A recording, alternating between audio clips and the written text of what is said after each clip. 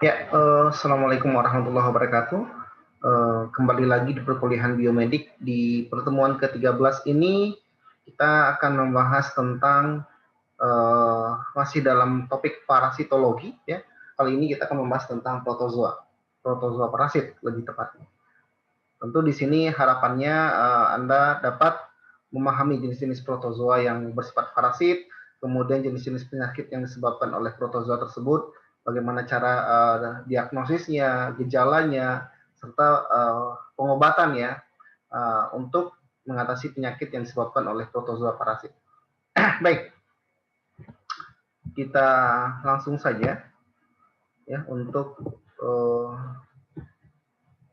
sebelumnya kita sudah membahas tentang cacing parasit ya.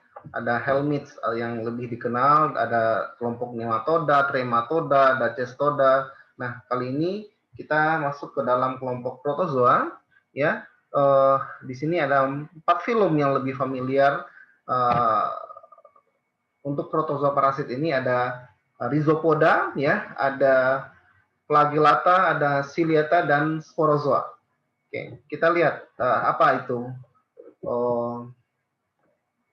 Sebelumnya ya kita masuk dulu apa itu protozoa ya. Protozoa adalah hewan bersel satu, tetapi dia masuk ke dalam eukariotik ya.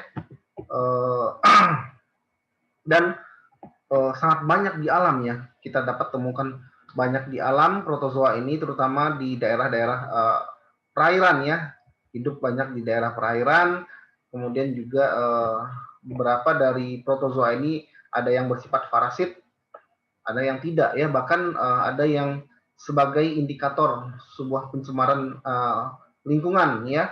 Jadi beberapa peneliti itu mengambil sampel protozoa yang hidup di daerah tersebut atau di perairan tersebut untuk menjadi indikator pencemaran. Banyak ya bentuk dari protozoa ini beragam. Ada yang berbentuk kerucut, ada yang berbentuk lonjong, bulat, asimetris, simetris, ya macam-macam ya, dengan ukurannya yang sangat mikroskopis dan hanya bisa dilihat dengan menggunakan mikroskop. Oke. Mempunyai satu inti dan satu sitoplasma. Terdapat dua bentuk. Kalau yang parasit ya lebih kepada ada beberapa proses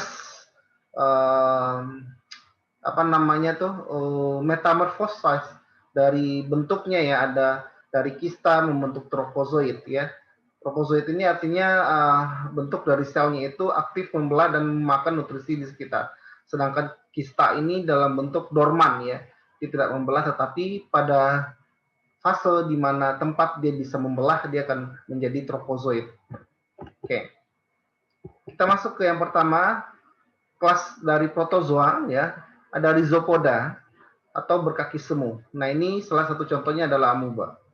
Amuba berkaki semu ini artinya kakinya bisa berubah bentuk ya, menyesuaikan di mana sumber makanannya.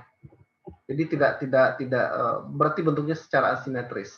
Kemudian ada Mastigospora, ini lebih dikenal dengan flagellata, artinya sel ini memiliki bulu getar, bukan bulu getar, bulu cambuk ya, flagellata, maaf. Ini bulu cambuk.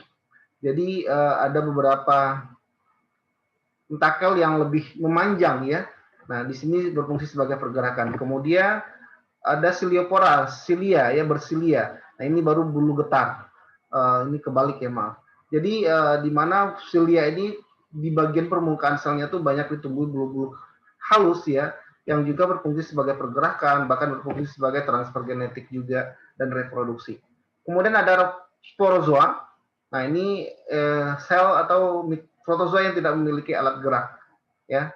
Ini cukup berbahaya ya untuk penyebarannya untuk protozoa untuk kelas dari sporozoa ini. Oke, biasanya untuk beberapa protozoa alat geraknya itu digunakan untuk memperoleh makanan dan berinteraksi terhadap rangsangan ya, apapun apakah itu dalam bentuk atraktan ataupun revalens ya. Artinya atraktan itu dia menarik, revalens itu dia menolak ya, dalam bentuk apakah itu tekanan suhu, tekanan lingkungan, makanan terutama ya. Nah, secara bentuk Anda bisa melihat seperti ini. Oke, kita masuk ke Rhizopoda, hewan yang berkaki semu. Oke, ini salah satu contoh yang parasit adalah Entamoeba histolytica. Histolytica ya. Jadi bentuknya macam-macam ya untuk kelas ini. Ada yang ketika dia berbentuk kista itu bulat ya. Anda bisa lihat di sisi gambar kiri itu yang berwarna coklat ya. Sedangkan yang berbentuk tropozoid itu berbentuk lebih melonjong ya, panjang. Nah, infeksi yang ditimbulkan dari Entamoeba histolytica ini pada saluran pencernaan terutama ya, karena memang secara penularan dia lebih banyak ditemukan melalui kontaminasi ya, kista yang dikontaminasi oleh makanan yang dikontaminasi oleh kista Entamoeba histolytica ini. Oke. Tapi beberapa jenis dari Entamoeba ini ada yang tidak maksudnya Rhizopoda ini ada yang tidak patogen ya. Contohnya itu ada Entamoeba coli, ada Iodamoeba butzli ya, ada Entamoeba fragilis dan lain-lain. Nah, penyakit yang disebabkan oleh Entamoeba histolytica ini disebut dengan amebiasis ya. Anda bisa lihat bagaimana siklus dari Entamoeba ya histolytica ini menginfeksi manusia. Biasanya dia masuk melalui makanan atau minuman yang terkontaminasi kista Entamoeba histolytica ya, kemudian dia menuju ke tertelan ya, kemudian dia menuju ke usus ya, di usus dia mengalami excitation ya. Awalnya dia berdiam, kemudian menjadi mengalami metamorfosis bentuk tropozoid ya. Kemudian membelah lagi membentuk tropozoid baru. Nah, di sini dia akan masuk ya, berkembang di usus besar ya, ini tropozoid baru, dia berkembang dan masuk ke pembuluh darah dan menyebar di beberapa organ, bisa paru, hati, dan lain sebagainya. Nah, biasanya untuk beberapa kistanya ya, akan dikeluarkan melalui feses. Oke, Anda bisa lihat bagaimana proses siklusnya itu selalu berjalan ya. Feses yang mengontaminasi lingkungan, biasanya kalau sana yang mengontaminasi lingkungan ya, dan kebiasaan hidup yang tidak sehat tentunya. Ini beberapa ini gejala yang ditimbulkan oleh amebiasis ya, di mana terjadi kram ya, penderita mengalami diare yang besar ya kalau seandainya yang bergejala tentunya ya, sedangkan beberapa sebagian besar itu tidak mengalami gejala atau yang dikenal dengan asimptomatik ya. Kemudian ketika bergejala ya, infeksi yang cukup besar ya di daerah intestinal kita bisa kadang dapat menyebabkan abses ya atau kantung nanah ya, apa namanya, terjadi bernanah gitu pada organ hati, paru, bahkan nyampe otak juga gitu. Dan terjadi luka pada daerah anus dan alat kelamin. Ini yang sudah parah ya untuk gejala untuk infeksi dari Entamoeba histolytica ini. Nah, diagnosisnya kita dapat melakukan deteksi pengamatan kista dan tropozoidnya ini melalui feses pasien ya. Jadi kita dapat mengambil dan mengamati bentuk dari apakah benar ya yang menginfeksi si pasien itu dari Entamoeba histolytica ini. Kemudian dilakukan uji serologi dengan darah pasien ya. Kemudian dilihat ada antibodi nggak terhadap Entamoeba ini ya. Kemudian kita juga dapat melakukan deteksi ya material genetik dari Entamoeba dengan menggunakan metode polymerase chain reaction atau PCR ya, dengan mengamplifikasi genetik dari Entamoeba ini dengan primer spesifik. Nah, ini adalah pengobatan atau pencegahan yang dapat dilakukan dengan pemberian obat tentunya ya, ini tentu dengan izin resep dokter ya. Ada metronidazole ya, glucosamine furoat ya, ada farmasin dan lain-lain ya. Pencegahan tentu kita dapat melakukan mempraktekkan hidup bersih dan sehat ya, tidak buang air besar sembarangan, masak makan dengan minuman yang matang. Oke. Kemudian kita lanjutkan untuk kelas yang film yang kedua ada Ciliata, bersilia ya. Di mana protozoa ini banyak ditemukan pada infeksi ya, infeksi di alam juga banyak ditemukan ya, di perairan ya, kemudian di tubuh manusia juga ya. Contohnya adalah dari spesies Balantidium coli ya. Nah, ini biasanya yang disebut dengan infeksi penyakit jenis penyakit infeksi yang disebabkan oleh Balantidium coli ini disebut dengan balantidiasis. Oke. Kalau seandainya kita lihat siklus hidup dari Balantidium coli sama halnya dengan Entamuba histolica, di mana dia juga penularannya melalui makanan dan minuman yang terkontaminasi atau kista dari Balantidium ya. Ya, kemudian dia tertelan ya, tertelan masuk menuju usus kita terutama ya. Di mana apa namanya? Terjadi proses perubahannya kista menjadi trofozoid ya, kemudian membelah trofozoidnya, membentuk trofozoid yang baru ya, atau yang dikenal dengan binary fusion. Kemudian dan pada akhirnya terjadi juga ada excitation ya, kemudian kembali membentuk kista. Nah, ini biasanya kista ini akan dikeluarkan lagi melalui feses ya. Feses, kemudian kista mencemari lingkungan, mencemari makanan ya, kemudian tertelan oleh orang lain. Nah, ini proses ini selalu bergulir ya.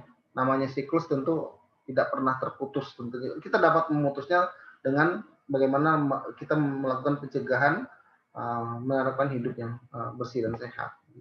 Oke, diagnosis dari balantiadosis ini di mana kita dapat mengamati sama halnya dengan yang tadi ya, mengamati trofozoid atau kista ya pada feses pasien yang bergejala tentunya.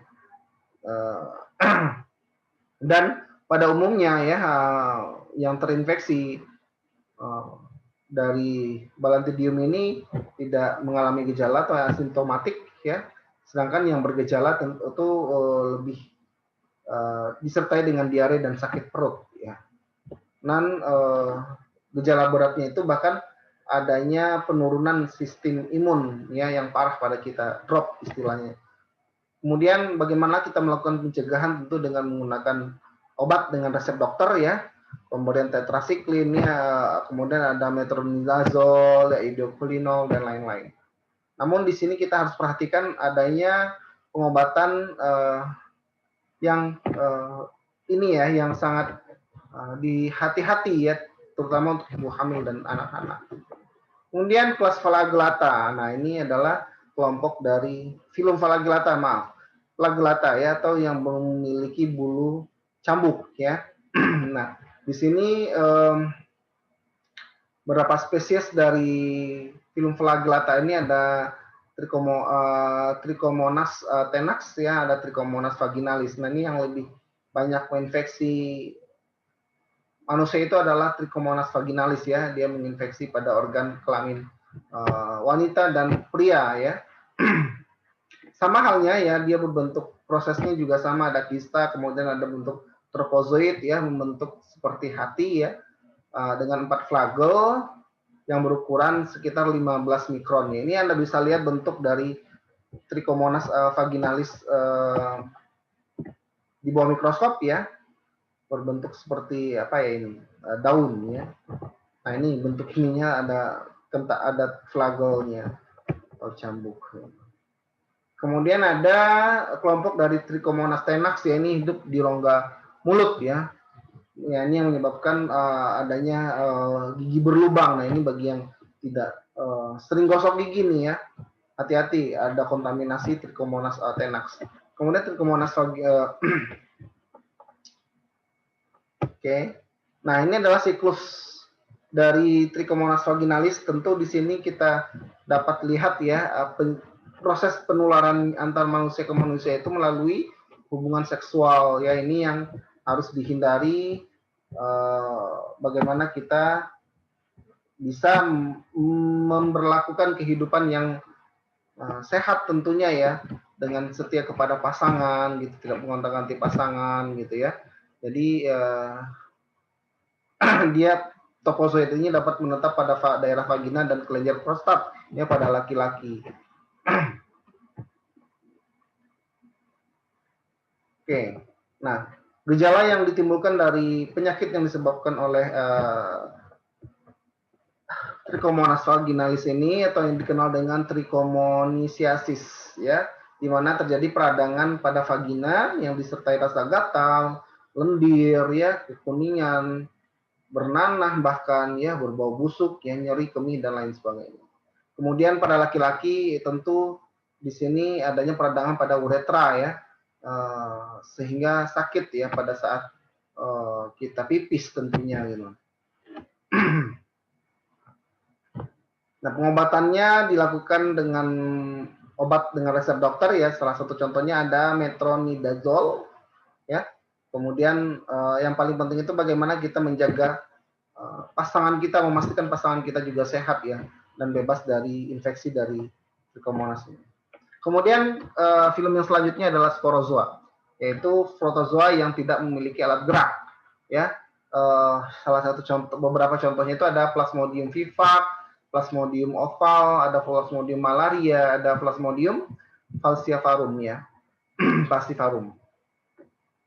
Nah, ini yang pernah menyebabkan pandemik ya, malaria, salah satu penyakit yang cukup mematikan ya untuk kasus-kasus di Indonesia bahkan dunia, malaria ini.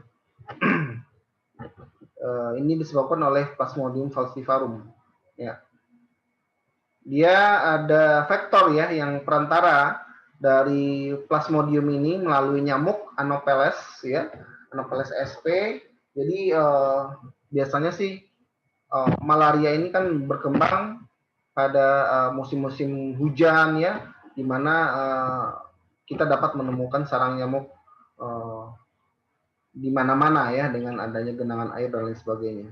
Nah, kalau seandainya kita lihat siklus hidup dari Plasmodium falciparum ini, kita dapat melihat dia melalui perantara nyamuk ya, di luar dan di dalam tubuh nyamuk ya.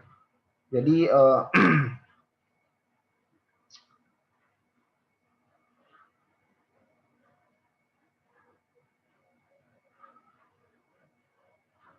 nah, biasanya dia hidup di daerah saliva nyamuk ya. Makanya ketika kita digigit oleh nyamuk secara tidak langsung,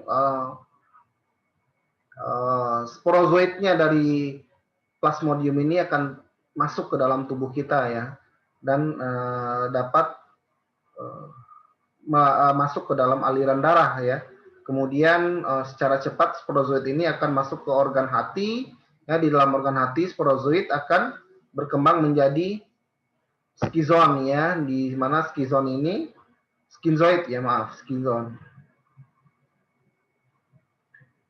Kemudian akan matang ya dan menghasilkan merozoid yang akan dilepas dari organ hati menuju sel darah merah ya, atau eritrosit kita.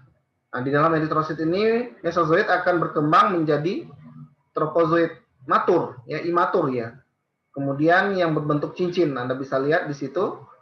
Kemudian bentuk ini akan matang dan akan menghasilkan skizon ya, dan kemudian merozoid lagi ya, dan akan dikeluarkan dari eritrosit. Mesozoid ini akan mencari eritrosit baru untuk diinfeksi, kemudian siklus akan berulang. Nah, seperti itu. Nah, selain menginfeksi eritrosit baru, beberapa mesozoid juga akan berkembang menjadi gametosit jantan dan betina ya. Nah, ketika ada nyamuk Anopheles yang digigit ya, yang menggigit individu terinfeksi, maka akan terjadi perkawinan ya terhadap dari Plasmodium ini. Maka gametosit jantan dan betinanya ini akan mengalami Oke.